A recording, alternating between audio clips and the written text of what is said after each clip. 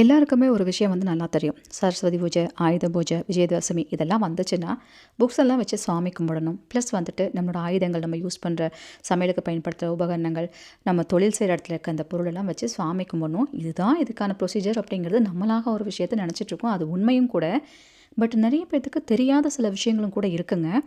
இந்த விஜயதசமி, ஆயுத பூஜை, சரஸ்வதி பூஜை இந்த 3 நாளில் ஏதோ ஒரு நாளை நீங்கள் செலக்ட் பண்ணிவிட்டு, இன்றைக்கி நான் சொல்கிற விஷயத்தையும் ஞாபகம் வச்சு வருஷம் வருஷம் செய்ய முடிஞ்சால் செஞ்சு பாருங்கள். வரலட்சுமி நோன்பு, இந்த நவராத்திரி நாட்கள்லாம் செய்யும்போது, அடுத்தடுத்த வருஷம் செய்யும்போது நமக்கு நம்மளே மீறின ஒரு ஒரு முன்னேற்றம் அப்படிங்கிறது நம்மளால் பார்க்க முடியும் அப்படின்னு சொல்லியிருக்காங்க இல்லையா? சேம் அதே இம்ப்ரூவ்மெண்ட் இப்போ நான் சொல்கிற வழிபாட்லையும் இருக்கும். பச்சை புடவை வழிபாடுன்னு சொல்லுவாங்க. இது வந்து பச்சை புடவையாகவும் கொடுக்கலாம். பச்சை கலர் ட்ரெஸ் ஃபுல்லாக கம்ப்ளீட்டாக பச்சையாக இருக்கணும், சரிங்களா? பச்சை ஃப்ராகு, பச்சை பட்டுப்பாவாடை, இந்த மாதிரி பச்சை வளையல், பச்சை ஜாக்கெட் இப்படிலாம் வச்சு கன்னி பூஜைன்னு சொல்லுவாங்க இது, சரிங்களா? இந்த கன்னி பூஜைங்கிறது நம்ம யாரை நினச்சி பண்ணணும்னா சப்த மாதர்களை நினச்சி நம்ம பண்ணணும். யாராவது ஒரு பெண் குழந்தைக்கோ கல்யாணம் ஆகாத பொண்ணுக்கோ அந்த பொருளை கொடுத்து அவங்க காலில் விழுந்து சப்த மாதரை நினச்சி நீங்கள் ஆசீர்வாதம் வாங்கிக்கணும். ஆசீர்வாதம் மீன்ஸ் அவங்க காலை தொட்டு கும்பிட்டா போதும். அவங்களாக உன்னை நினைக்கிறேன்னு சொல்லிட்டு நீங்கள் தொட்டு கும்பிட்டாலே போதும். அந்த அம்மா உருவத்தில் யாராவது ஒருத்தராச்சும் அந்த உருவத்தில் வருவாங்க. அதாவது என்ன, சப்த கன்னிகள் எல்லாருமே அந்த ஒருத்தரில் அடக்கம்னு சொல்லுவாங்க. நீங்கள் யாருக்கு கொடுக்குறீங்களோ அந்த புடவையை அவங்க ரூபத்தில் வந்து அவங்க எல்லாருமே ஆசீர்வாதம் பண்ணுவாங்க அப்படிங்கிற ஒரு ஐதீகம் இருக்குது. இதை தொடர்ந்து நீங்கள் வருஷம் வருஷம் செய்கிறனாலும் நீங்கள் செய்யலாம். இல்லை இந்த 3 நாட்களில் செய்யணும்னு நான் விருப்பப்படுறேன்னு நினைக்கிறவங்க நீங்கள் செய்யலாம். இப்படி செஞ்சுட்டு வாங்க. இது வரைக்கும் உங்களுக்கு நடக்காத பல அதிசயங்கள் நடக்குங்க. ப்ளஸ் கஷ்டமே தீர மாட்டாங்குதுன்னு சொல்லி சங்கடப்படுறீங்க இல்லையா? அந்த கஷ்டம்லாம் எங்கே போகுதுன்னு நமக்கு தெரியாது. அடுத்தடுத்த தொழிலையும் பார்த்தீங்கன்னா உங்களுக்கு முன்னேற்றங்களை கொடுக்கும். இப்படி பல வகையிலையும் கொடுக்கும்.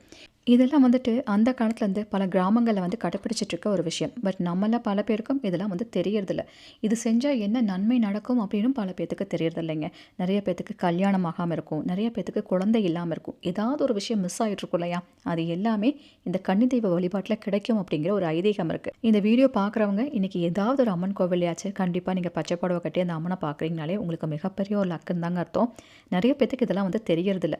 நீங்கள் வீடியோ பார்க்குறவங்க இன்றைக்கி ராத்திரி முடியறக்குள்ளவாச்சு, இன்றைக்கி ஈவினிங் ஆச்சு நீங்கள் சுவாமி கும்பிட்டுட்டு நல்லா பூஜையெல்லாம் வீட்டில் பண்ணிவிட்டு உங்கள் வீட்டு பூஜை அறையிலையோ அல்லது கோவிலையோ கொண்டு போய் கூட அந்த பச்சை புடவையை வச்சு நல்லா வேண்டிட்டு, நான் சொன்ன மாதிரி கல்யாணம் ஆகாத கன்னி பெண்களுக்கோ சின்ன பொண்ணாக இருந்தாலும் பரவாயில்ல, அந்த பொண்ணை உட்கார வச்சு அது ஒரு தெய்வமாக பாவிச்சு அவங்க காலில் சந்தன குங்குமம்லாம் பூசி அந்த புடவை அந்த பொண்ணு கையில் கொடுத்து ஏதாவது ஸ்வீட்டும் சேர்த்து வாங்கி கொடுங்க, இனிப்பும் சேர்த்து வாங்கி கொடுங்க.